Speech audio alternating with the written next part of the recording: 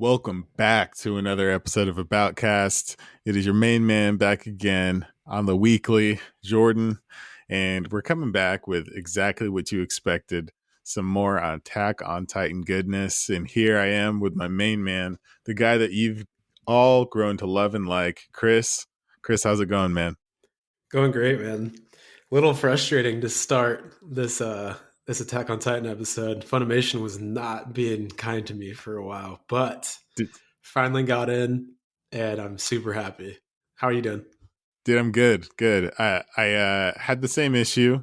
You know, they were cock blocking for a second or anime blocking, however you want to call it. But yeah, once we got in, I think it was well worth the wait with this latest Attack on Titan episode, which was Assault, which I believe was Attack on Titan episode number 7, and in total 66. We have a tons and tons of good action, and without further ado, let's step into it. And so, if you're new to this episode or this kind of series, we'll be stepping through the Attack on Titan episode, kind of talking about bits and pieces and overall what's happened. And then at the very end, we'll talk about what we expect to happen next episode. And so, without further ado, I think the thing that we saw was kind of exactly what we saw in the intro or the trailer for last episode, and it was essentially we have Jaw enter the building, and he's just shocked by the kind of grit and animosity that the scouts have. You know what, Chris? I actually noticed that was actually really crazy to think about just now. Did you notice that there was only scouts there? Like, think about a war and knowing that this other country is going to attack Paradis, and they only got the scouts to come over. Do you think that's either because they're the most qualified, or that nobody really wanted to give them a hand? I think there's a little bit of both, dude. Like, especially the people on Paradise, the scouts are the most ballsy and also the most qualified to do these sorts of things. I also believe that just their plans are always so crazy and so unrealistic, and it always seems like they're gonna like something has to go wrong for that plan. So I just yeah, I agree with you. Like there's just absolutely no one who would want to put their life on a line like that except the scouts. It must, yeah, it must be that both of those things must be correct, and you just have to be kind of like crazy to want to get in on it, because it is exactly what how it started at the beginning of this series. The scouts are, you have a low life expectancy. It drops really, really low once you join them, and it's going to be a really tough and brutal life if you are successful and lucky enough to see a lot of it. So, it just seems interesting that, especially with Historia being the ruler of the place, that she couldn't like hook them up with anything more. But anything, just kind of a one thing that came to mind. But for you, Chris, step us through. So at the beginning of the episode, we see that Pike or Giyard is there. He's about to get attacked, and then Pike steps in with their machine gun support.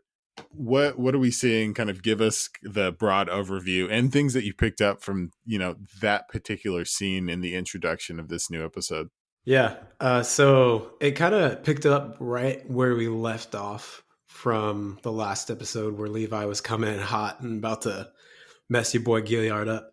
But as you said, Pete kind of stepped in with her, I guess, her machine Machine gun gun. unit. Yeah. And just totally messes up a lot of the scouts. Like, I thought right at the beginning, I thought that a lot of the scouts were eliminated. But obviously, that wasn't the case. Something that I did pick up just from what Pike was saying, she knew that those machine guns would be great against the ODM gear. Did you pick that up? Yeah, I did, and I want number one. It's another nod to Pike's just unreal intelligence and the thinking of what they are worth, like what they could be used for, especially with like just anti-personnel stuff. And also, it was super interesting to see the type of forethought, and maybe she also didn't know that this fight was going to be here and the way that it was, but still I think one of the toughest things for the scouts to surmount, and even tougher than Zeke in the instance of kind of being super close and in the city. It's he obviously is still effective but not as much, right? Hmm. Yeah, I agree. But anyway, so we see this scene and it gets worse for the scouts. So, we have the Jaw Titan. We also have the, let's say, the ODM gear or the Scout Killer as far as Pike goes with her machine gun unit on her back. And then we see Zeke step in. And number one, I thought it was like the most casual step in ever, to the point where I thought that there was something suspicious about it. And I messaged you, Chris, about this, and it was during our you know, Funimation being down, but I snuck in and watched the like a 2 minutes of it in Crunchyroll, and I was like, dude, there's no way Zeke is acting too casual here. He just like literally strolled in. But Mhm. maybe he thought, oh, it's a lock. We have, you know, our three most qualified titans, and the Warhammer's still out in the field. Granted, she's not in, in operational condition at this moment, but maybe he was just thinking, yeah, it's over, and all I want to do is really kill Levi. But it looked like the chips were stacked against them for 100%. You're talking about the scouts, right? Yeah, yeah, Yeah. absolutely. Yeah, it totally did. And like I was thinking the same thing when he's walking in, like the audacity of this man walking in, acting like he kind of does own the place, but at the same time, like he knows who he's facing, and he's been messed up by Levi one time. So I feel like he would come in with a little bit more, I guess, defense, like defenses up, but I guess not. Yeah, or at least some energy, man. Like, you know, so there was a point where Zeke does say, "Hey, I want like, Aaron, yeah, we're going to take out Aaron, but the first person on the list is going to be Levi." And so I totally get that, but it's like if you knew that you were going to see the homie, the only dude that ever clapped you on the, on the war field or the battlefield, you would kind of, want to bring your A game, and it wouldn't be just like strolling in, like, giving high fives a little prematurely. But that's how it just came off to me, at least. Yeah, same. Uh, Anyway, so we get to this point where I think it's really important actually to talk about this particular part because it is quite important for history as far as the things we know about the universe of Attack on Titan and this episode. So last time we left off, the Warhammer was actually in a crystal, and that was just a protective measure to Aaron. So and Aaron yanked that sucker out the last time, and now at this point he's seeing it and he's holding it in his hand and he's going to go and bite it. And the Warhammer still has a little bit of juice left and does a crystallization thing and almost takes out Aaron with it and impales his entire body and lifts it up quite high, like building level, actually higher than the building level. And then Aaron tries to bite into it, but being that it has that like crystal hardening, it is actually, just beats up his mouth and it's impenetrable as far as that goes. And the main reasons that I think it's super important to bring this up now before we mention it again is that means that they still haven't gotten through to Annie's barrier because it's exactly the Mhm. same thing. Yeah, yeah, I agree. And also, what it means is that they're gonna have to find a creative way to crack that open, which they end up doing. Now that you guys have seen the episode, of course, but I just found that like, oh, okay, that tells us more about the universe, Mhm. and probably one of the lamer aspects of this, and maybe it's just because it was like not about pure action, but we had kind of the Falco, Reiner, Gabby situation throughout this episode. And one thing that I thought was super weird, I don't know if you picked this up, Chris, but did you realize that Reiner's like protective finger shield rose out of the ground? Almost like, he tightened up to a point where he could like, just bring this out of the ground. Would just seem kind of weird. Like, if you just covered up, then he would still be buried under stuff, but he made a conscious decision to rise it up so that Falco could get out. Yeah, it was kind of strange. I feel like Reiner, like he in the end, feel like he really did want Falco to get out, and I think that was the main reason Mm. why. But I feel like that is like the sole reason because as you like learn later on, he just has no will to live anymore. But I still feel like he cares so much about Falco that he wanted him to get out and survive. I don't think he wanted him to come back and like try and save him. I feel like he wanted him just to leave. Yeah. Yeah. I think, you know what? Come to think of it, I think you're absolutely right. Being that his last thing was to protect Falco, when Aaron tightened up, of course, Reiner's not going to be able to protect him from, you know, just like battling Titan battles and stuff like that. So that makes total sense. So there is some of Reiner in there for sure. And I think it's also important that I think that Falco feels quite responsible for the condition that Reiner's in, being that he kind of just like pulled him into the basement in the first place to see Aaron. And so that kind of like has some interplay later on. But so we talked about Aaron trying to break into the crystal. We talked about kind of the setup of the, Marley, as far as they have the great and impressive tactic of kind of the jaw titan to um, kind of like suppress the scouts in their operations to move. And then you also have the Jaw Titan to kind of play flex as far as like protecting Zeke and going after Aaron or causing pressure to Aaron. And then obviously Zeke is just there to like tee off and like throw a whole bunch of shit. Slinging like And Randy Johnson again, my man. dude, yeah, bro. And but at the same time, like once again, I think Zeke's coming in with this unwarranted BDE. This like, just he just shows up, already thinks he's the man. He does this flippant like double did you see him do the double pitch Yeah, like like with backhanded both joint? hands. Yeah. Yeah. I was like, all right, son. I mean, granted, maybe it is also the thing where he still knows that, the chances are that there might be people in these buildings. So if he does really wind up, it's going to go through a whole bunch of things. So maybe Mhm. that's it. And it's like a, specific tactic. But anyway, so they act like, obviously have some really solid tactic behind them. And I'm sure that they've done this before. So, or at least, trained through it and ran, you know, kind of practice that. But the big thing, the game changer, is our boy Armin shows up and does what he does best. And I think the technical term of it, and they mentioned it, was rumble, or Armin does a rumbling, and so he essentially like turns into the colossal titan at the port. And when that happened, Chris, I'm really curious to hear your perspective on it, because I found it like quite interesting as far as the implication of philosophy and things of that nature. But what, like, what about that scene did you like take away, or was it just kind of like, oh, that's sick, I'm glad that Armin's in the game wrecking stuff? Or did you find that there was like a lot of information in that scene like I did? There's definitely a lot of stuff going on in that scene. It was really cool seeing how they did it.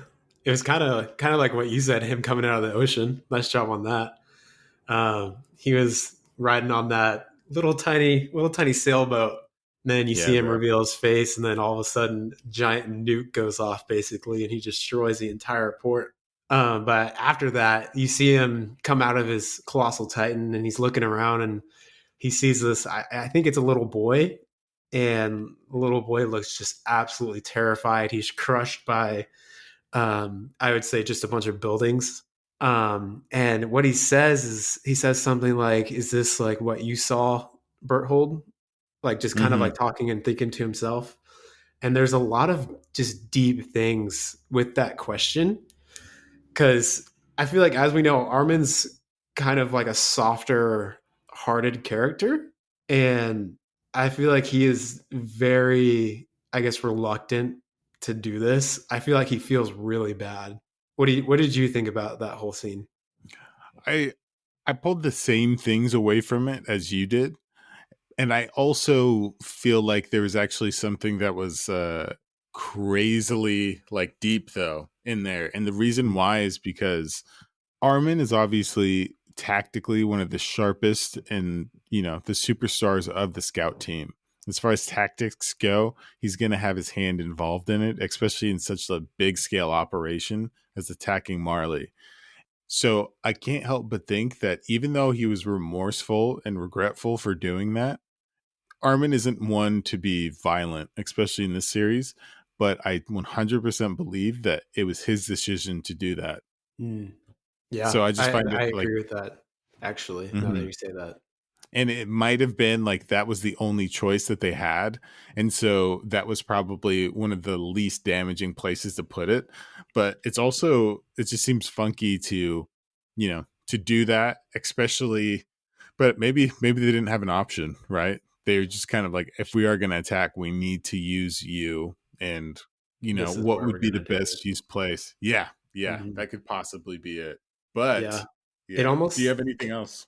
yeah, it almost like, thinking back on it, it kinda almost seems like it was a distraction in a way, because after that explosion happened, so many other things, like, I feel like before that, the scouts were getting absolutely wrecked, and Hmm. after that, that's when I feel like the tide was turned. So we can get into that right now if you want. Dude, of course, man. Take it away. Yeah, so after that explosion, we see Zeke just get messed up by your boy Levi. And I want to know what you think about this, Jordan, because I was a little bit disappointed about what happened. I was very disappointed. We thought exactly the same thing where, this long awaited thing, um Zeke is essentially the reason that Levi or that the commander died, and Levi had to like sign off on that and let him die to kill Zeke. And of course I think that that's exactly appropriately the way that Levi would have done it, being that he's a tactician. And I don't think that he really, a kill is a kill for Levi, and I don't think he'd put any sentimental meaning on it. Maybe more so for Zeke, but at the same time, um, before the scenes there, he was literally just kind of hanging back and looking at his watch, waiting Mhm. for the explosion to happen.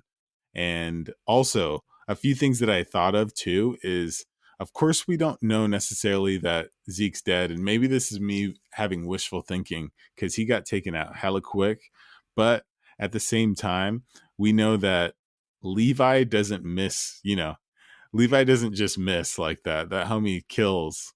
So, and also, we know that there was not enough time for him to kind of transport his consciousness into his body at that time because it was literally the quickest thing ever. It was like Mhm. explosion, and then all of a sudden he was done and then grenaded on after the nape of his neck was slashed.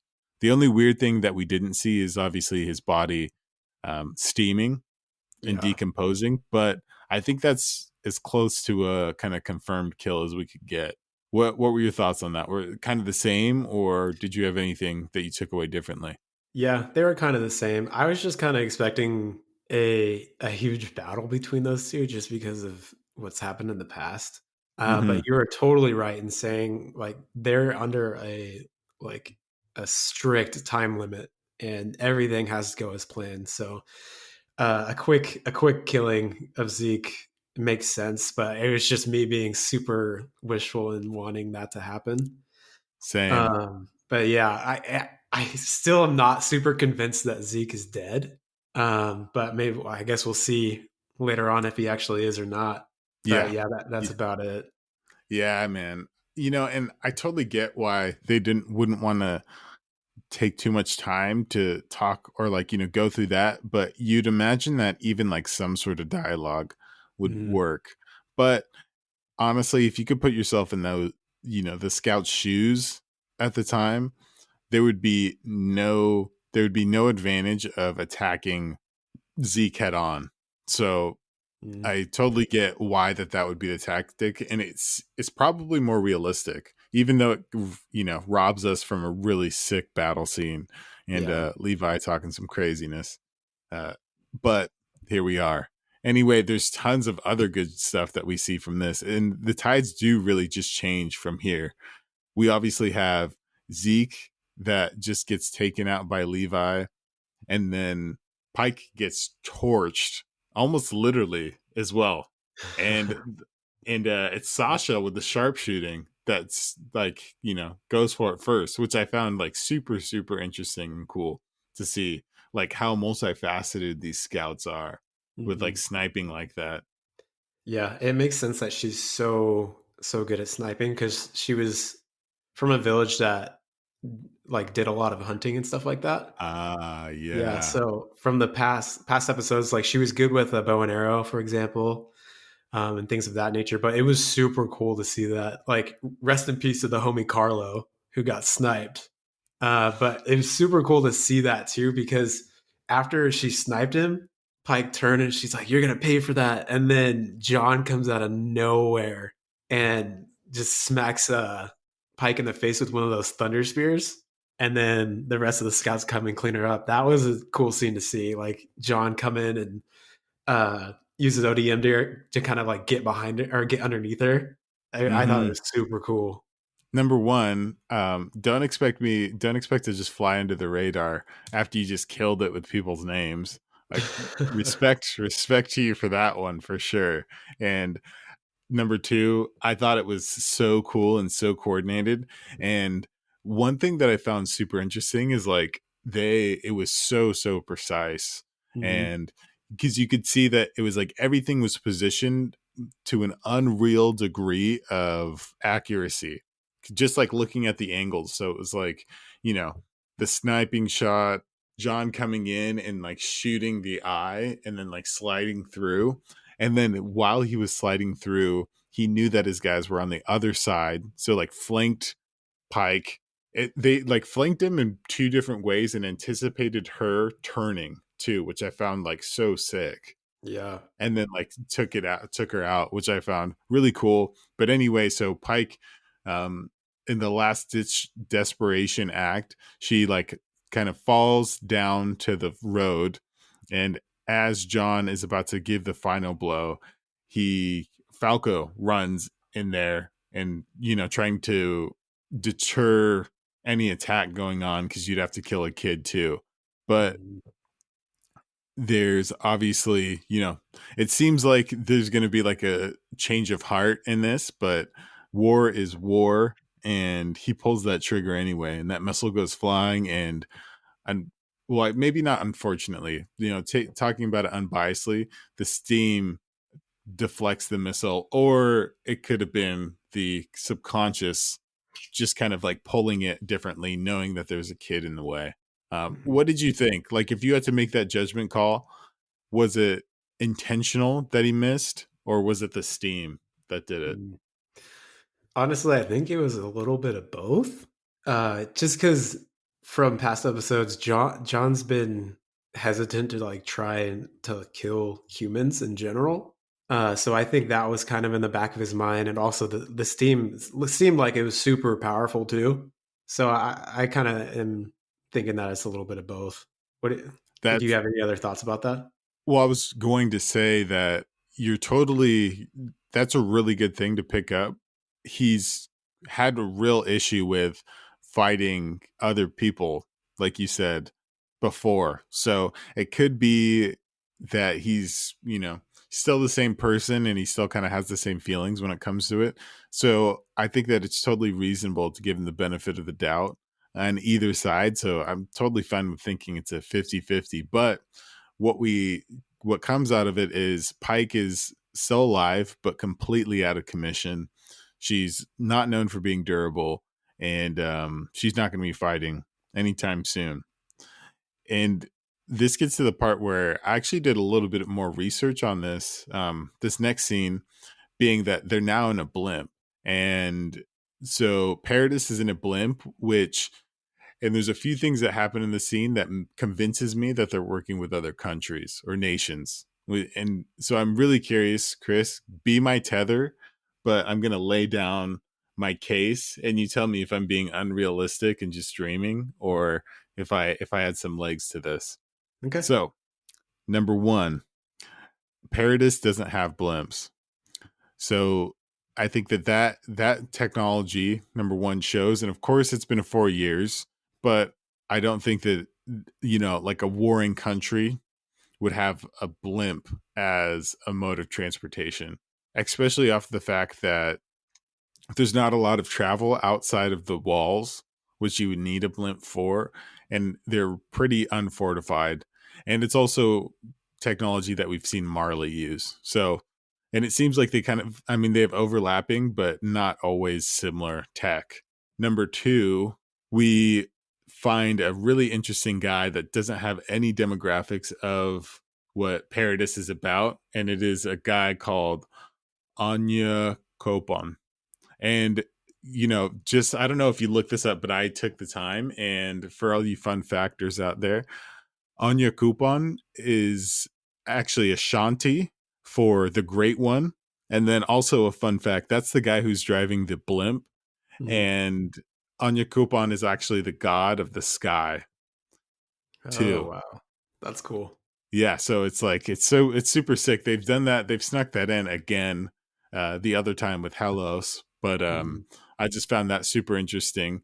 And so those are my things that say, not a familiar name, not a familiar demographic. This guy looks, he doesn't have anything to do as far as the German look that we've seen before. He looks African.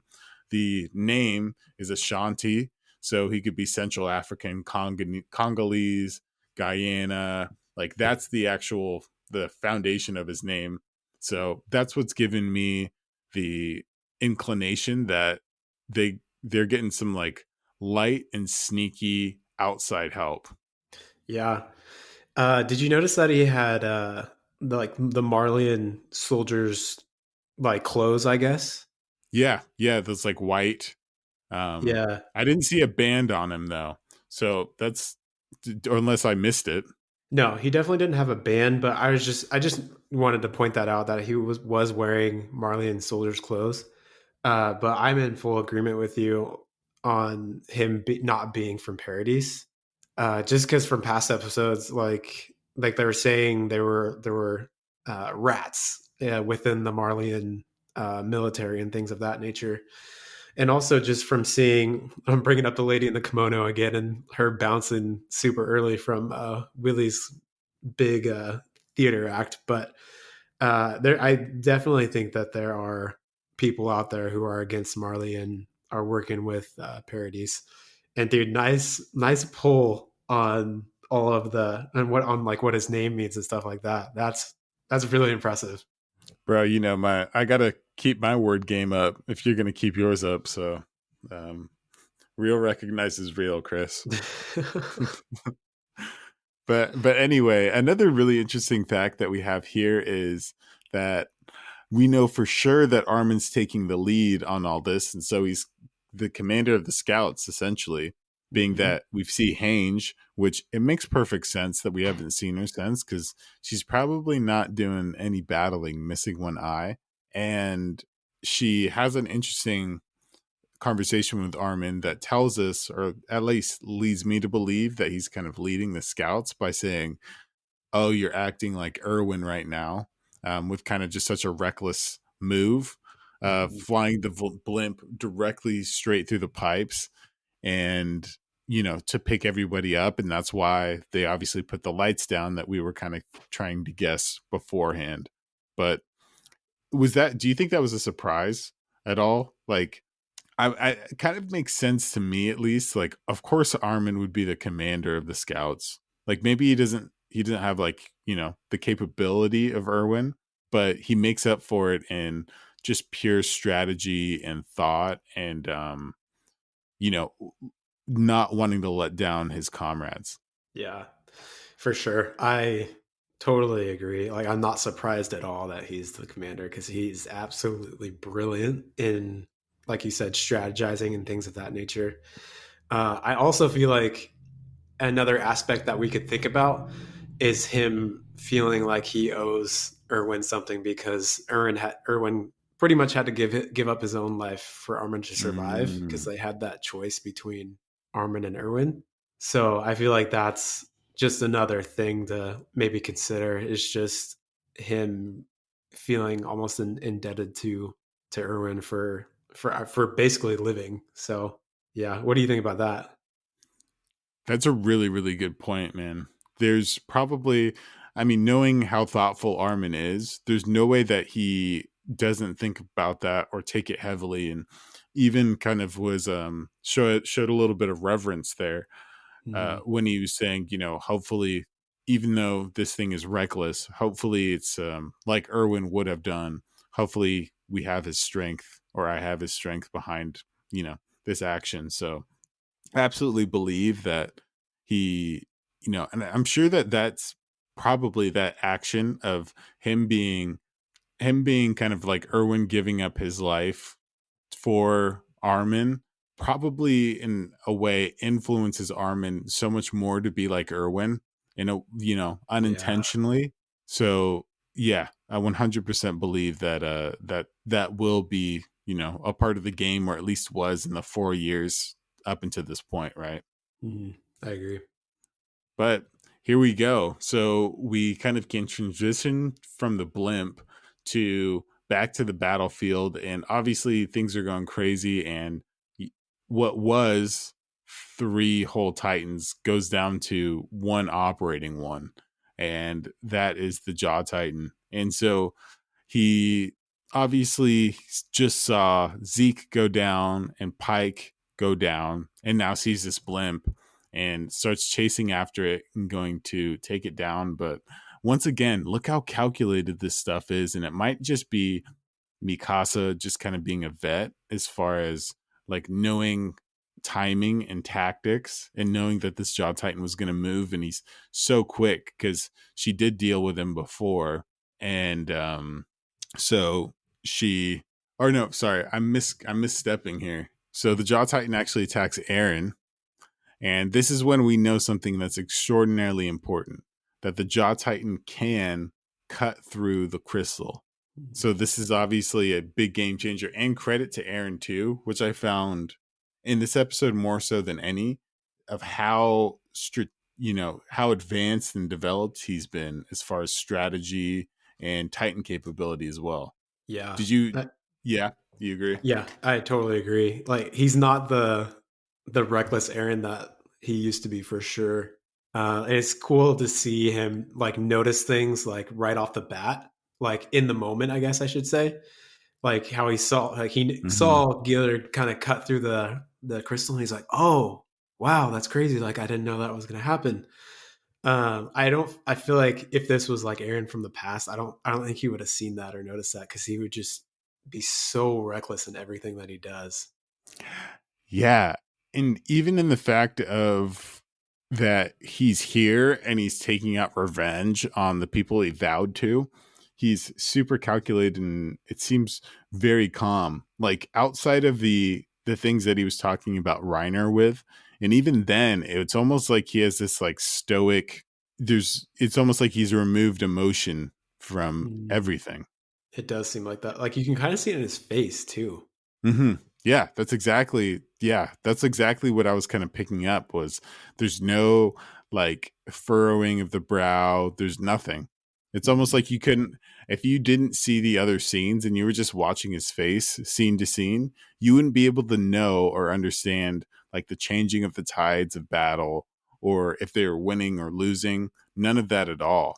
It's just, he's like cold and calculated. And I think to his benefit, which is extraordinary that he's changed so much from being so emotional and kind of erratic to now being like eerily stoic in a sense. Yeah. It kind of makes me think about like what he's learned these past 4 years that has changed him so much. Like, is there things that he's seen from the founding Titans memories that we don't know about that kind of changed his mind? Or is he just older and wiser, you know? I was literally going to ask you that same thing. Like if you had to put yourself, if I had to ask a very unfair question to you and say, so we know what Aaron was before and we know what he is now. what happened in between that time for that transition to be real and like we see it now, what do you think must have happened? And so you're thinking founding Titan memories has like steeled his emotions. Yeah, that was kind of speculation. I can say that yeah, it could be that. But I was just thinking like maybe he's his eyes have been open to the world and kind of like I feel like this season has gone back to it several times about just humans are humans and that's it. And there's no like you know how like Marley thinks Paradis is devils and Paradis thinks Marley's is devils and stuff like that. uh I feel like part of it's just the realization that like there's evil people, good people, everything in between everywhere you go. And so just I don't know, just thinking about that, it's just him realizing those things and just being like, okay, I'm still gonna I'm still gonna like get revenge on these people, but type of thing. Does that kind of make sense? Yeah. Yeah. So it kind of takes, it brings more information and knowledge to his understanding of these people. So there's not as much emotion driving it as there is like factual information now, Hmm. is what Yeah. it seems like you're saying. Yeah. What are your thoughts? Dude, so I think, man, it's really sucks when these questions get asked back to me. You're welcome. so, so I think it is the fact that I think I want to go opposite of you. I think it is he maybe it might be hard for me to explain, but I think in this specific scenario, he wants it so bad. He wants to destroy these people as bad, like, with every single moral of his fiber. And so the only way to do that is to stay emotionally grounded and Mhm. just go through it like he's the Terminator. And so that's what I think is happening. The fact that That's a he's great so point. committed to this thing that he won't even let his emotions rob him of the chance of doing it. Yeah, I like that. It's almost Mamba mentality esque. If you want Yeah, to, shout out to.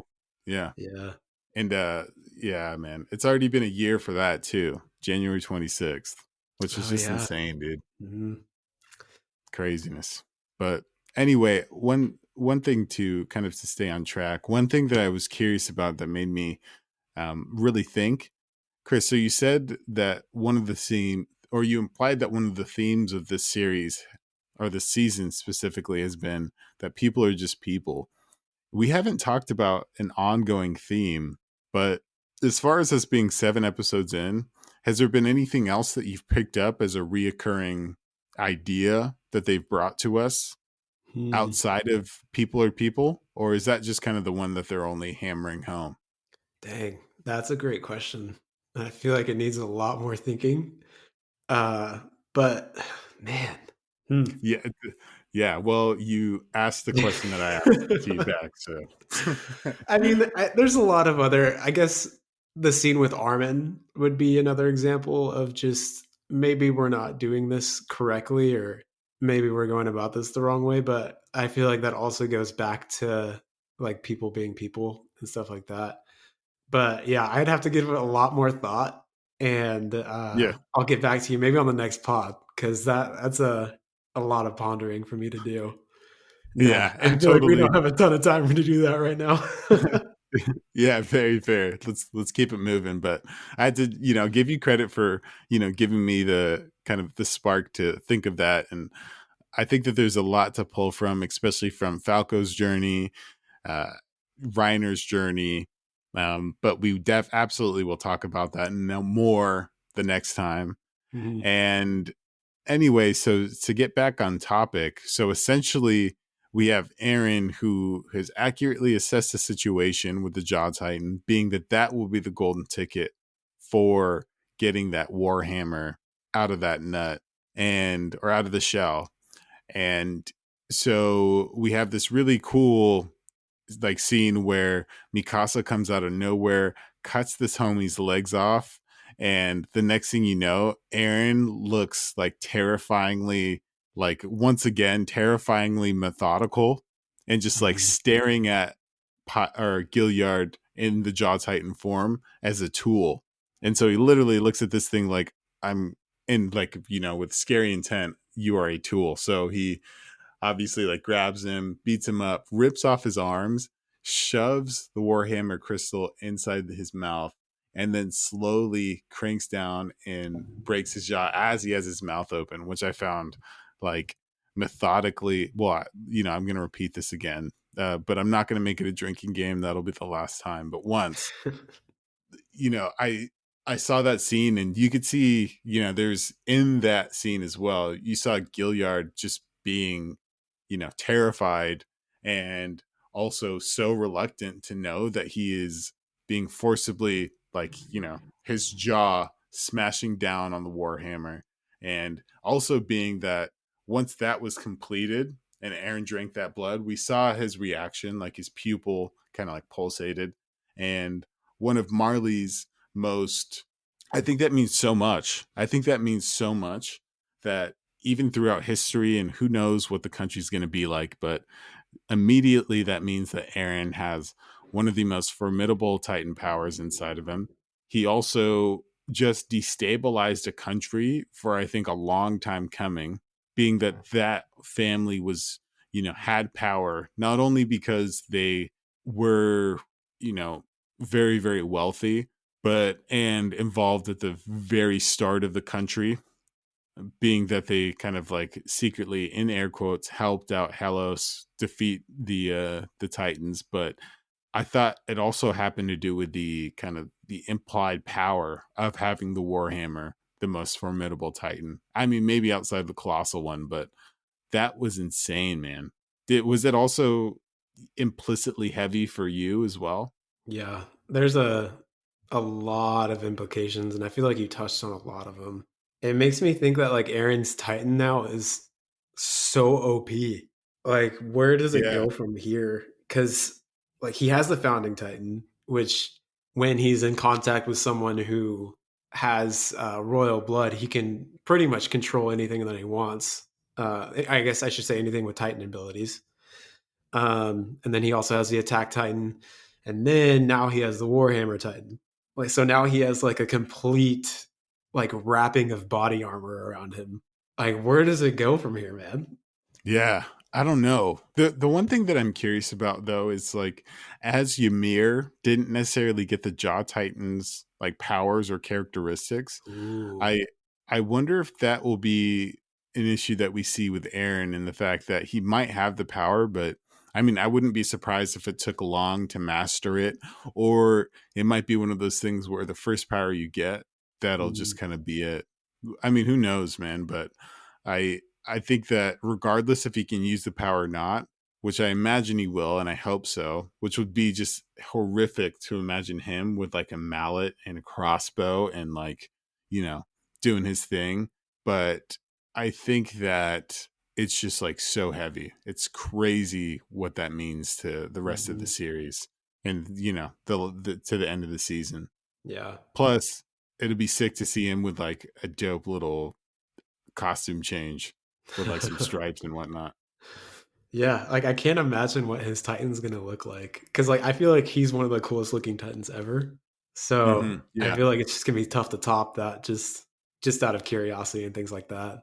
Yeah, for sure. And to be honest, man, I don't think that the Titans were like super, like, outside of, I want to give it to the Warhammer Titan for sure. And the Colossal Titan kind of looks dope. And Reiner's, I'll give him credit, but the other ones kind of look like progressively lame. Mhm. So Zeke is just like this long armed ape looking one.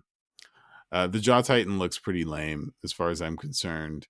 I guess Annie's didn't look lame, but Pike's looks stupid as hell. So She it's like also almost a 50-50. yeah, she also has a really strange voice. Like her It's Titan. kind of scary. Yeah, it's Yeah, kind of scary. it's really creepy. hmm It's yeah, it's very odd, and it might be because of her like non-bipedalism, and that she like runs around and like scurries around like an animal, but who knows? It'll be really interesting to see. But at this point, we see that Pike is, or, things are looking bad. Aaron's about to clamp down on the Jaw Titan now that he's used him as a tool and thinking, oh, I could have this power later. So essentially, almost everybody who's like started the fight on Marley's side is smoked. Mhm. And then we get like this desperation call. And, to be fair, I don't know if this is something that is worth mentioning, but we also have dialogue between Gabby and Falco. And did you get the feeling that Falco was kind of reticent to get Reiner involved Yeah, I during that mean, whole thing? yeah, I think he literally said like, "I'm thinking we should keep Reiner out of this." Isn't that what he said, or something like that? Yeah, yeah, something along those lines. And it could be an exact quote, but if you were to dive into his psyche, why do you think that would be the case? Like, why was he pushing for Reiner to stay out of it?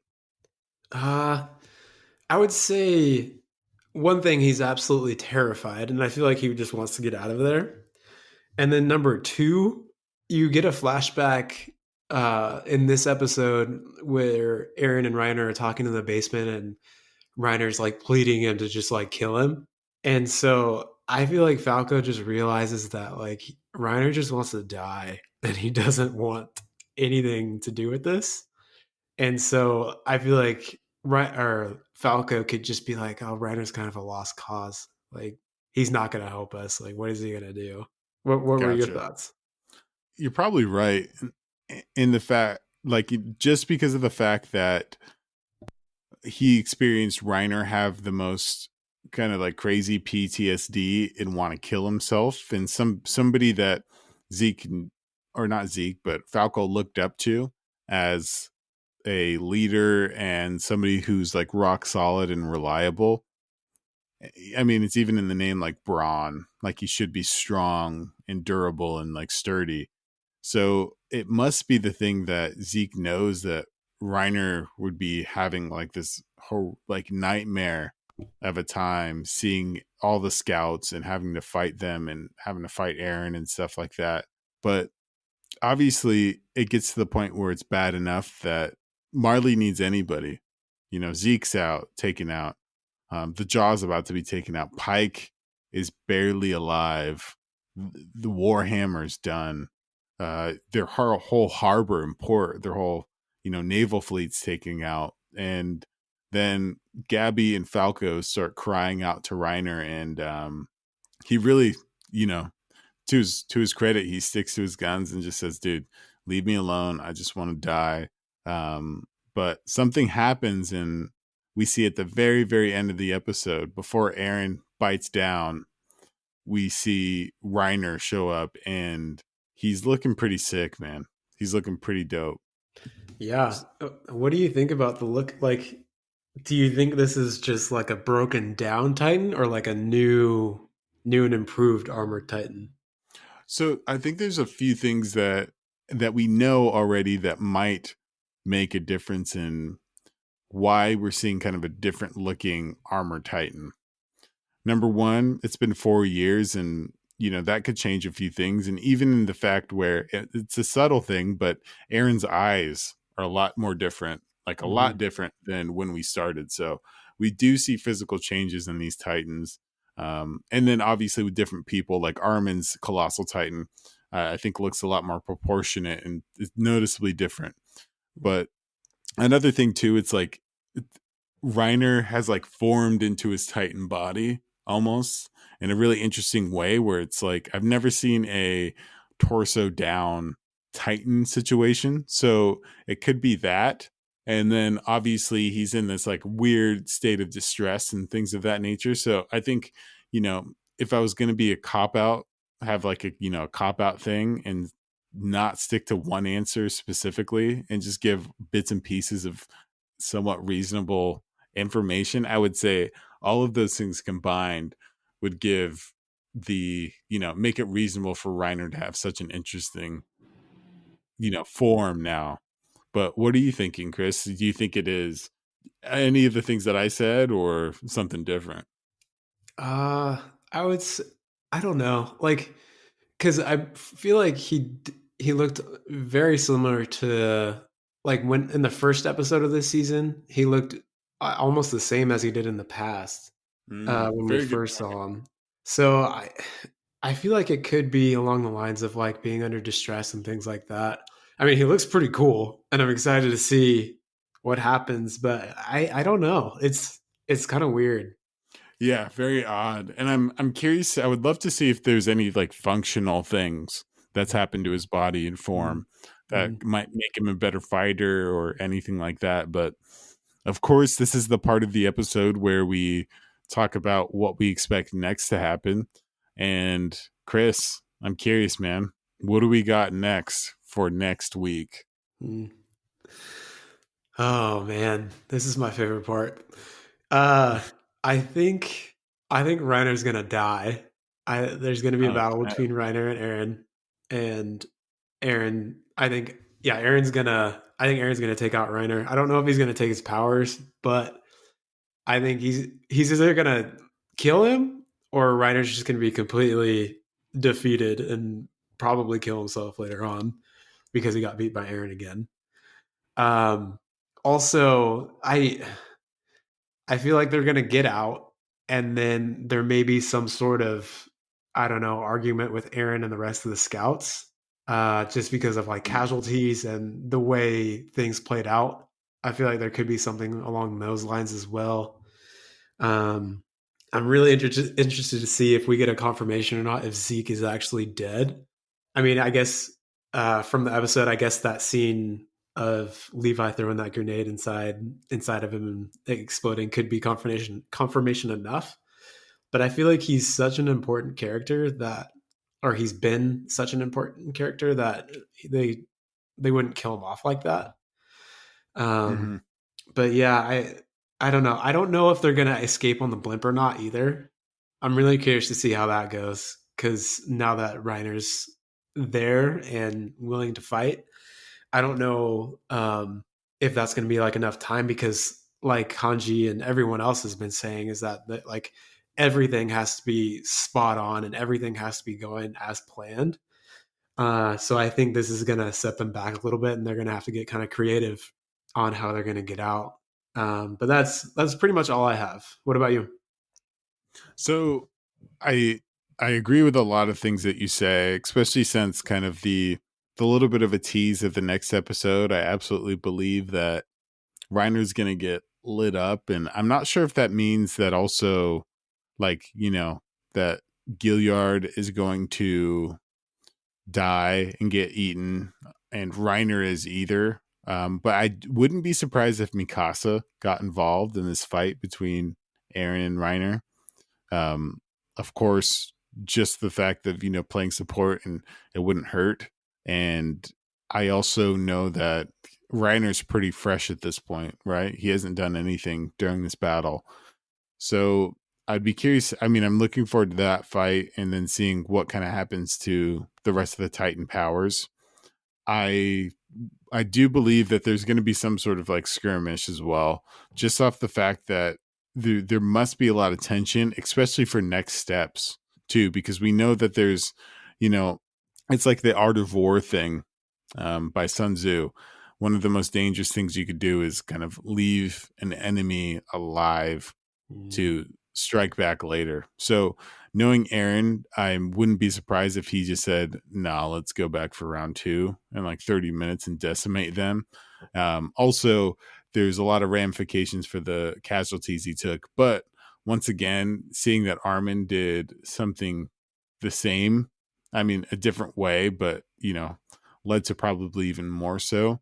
Um, I'd be curious to hear the kind of the argument or conversation there. And then I'm looking forward to seeing like how they escape as well. Like a blimp, I don't think is something that could be built for long term.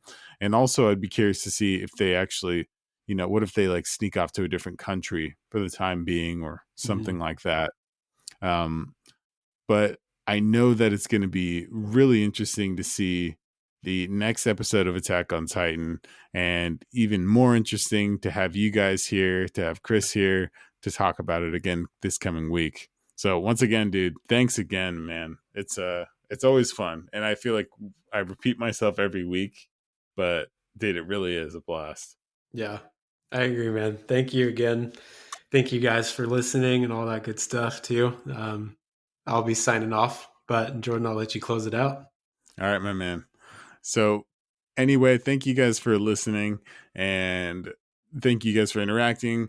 One thing, if you stay this far, we are putting these videos on YouTube now too, and under the channel Aboutcast. So, if you're kind of feeling like you surf YouTube a lot more than the other podcasting platforms that you hear us on, then don't be afraid to reach out there and interact with us. Um, it'll be just another way that you guys can enjoy some Aboutcast goodness. But anyway, I'll talk to you later and peace. Thank you.